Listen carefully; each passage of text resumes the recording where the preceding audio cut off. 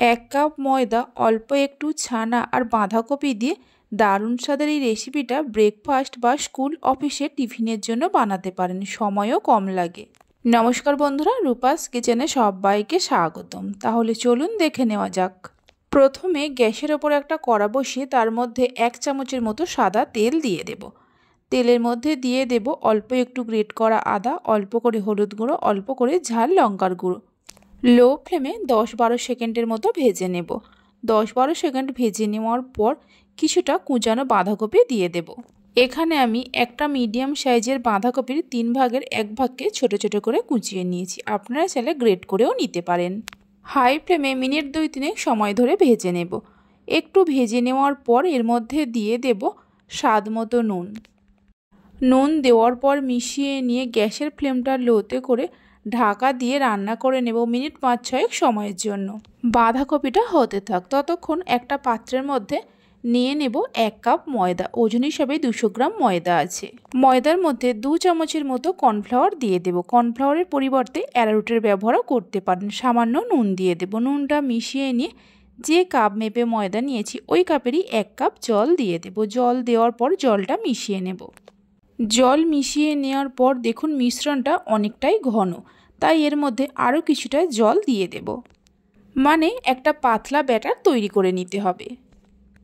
দেখুন ঠিক এরকম পাতলা করে ব্যাটারটাকে তৈরি করে নিতে হবে। ব্যাটারটা তৈরি করে নেওয়ার পর এইভাবে রেখে দেব। এদিকে দেখে নেব বাঁধাকপিটা সেদ্ধ হয়েছে কিনা। বাঁধাকপি থেকে জল বেরিয়েই সেই জলেই বাঁধাকপি সেদ্ধ হয়ে গেছে। আপনাদের যদি জলের প্রয়োজন হয় তাহলে অল্প করে জলের ব্যবহার করতে পারেন। এবার এর মধ্যে দিয়ে দেব অল্প একটু ছানা। ছানার পরিবর্তে পনিরকে গ্রেট করে নিয়েও দিতে পারেন। হাফ চামচের মতো চিনি দিয়ে দেব আর হাফ চামচ ভাজা জিরের গুঁড়ো দিয়ে দেব। সব কিছুকে মিশিয়ে নেওয়ার পর গ্যাসের ফ্লেমটা মিডিয়ামে করে আরও মিনিট 2-3 সময় ধরে রান্না করে নেব। মিডিয়াম ফ্লেমে মিনিট 2-3 রান্না করে নেওয়ার পর ছানা আর বাঁধাকপির এই পুরটাকে নামিয়ে রেখে ঠান্ডা হতে দেব। এবার গ্যাসের ওপর একটা ফ্রাই প্যান বসিয়ে দিয়ে তার মধ্যে 3-4 ফোঁটার মতো সাদা তেল দিয়ে তেলটা ফ্রাই প্যানের মধ্যে ভালো করে লাগিয়ে নেব। ফ্রাই প্যানটা গরম হওয়ার পর যে ময়দার ব্যাটারটা করে রেখেছিলাম 2 হাতার মতো দিয়ে দেব। ব্যাটারটা ফ্রাই প্যানের মধ্যে দেওয়ার পর ফ্রাই প্যানটাকে ধরে এইভাবে ঘুরিয়ে একটু গোল করে নেব। এবার গ্যাসের ফ্লেমটা মিডিয়ামে করে 1 থেকে 1.5 মিনিটের মতো রেখে দেব। যখনই দেখবেন ওপরটা এরকম শুকনো ভাব চলে এসছে, এইভাবে করে গোল করে একটু ঘুরিয়ে নিতে হবে। এই সময় গ্যাসের ফ্লেমটা লোতে রাখতে হবে। গোল করে একটু ঘুরিয়ে নেওয়ার পর ছানা আর বাঁধাকপির যে পুরটা তৈরি করে রেখেছিলাম মাঝখানে কিছুটা দিয়ে দেব। পুরটা চাইলে আপনারা এর থেকে কম বেশি করে দিতে পারেন। পুরটা দেওয়ার পর এইভাবে করে চৌকো শেপে মুড়ে নেব। এখানে আমি রেসিপিটা বাঁধাকপি আর ছানার পুর দিয়ে বানাচ্ছি। আপনারা চাইলে আলুর পুর বা চিকেনের পুর দিয়েও বানাতে পারেন।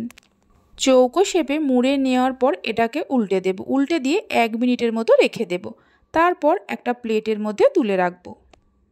ঝটপট বানিয়ে নেওয়া যায় আর খেতেও হয় খুবই সুস্বাদু। বাকি যে ব্যাটারটা আছে এইভাবে তৈরি করে নেব।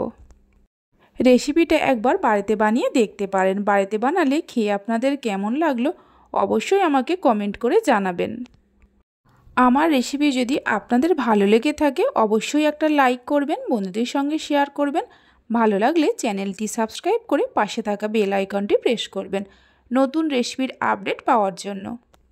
এইভাবে করে সবগুলোকে তৈরি করে নেওয়ার পর আপনাদের দেখাচ্ছি।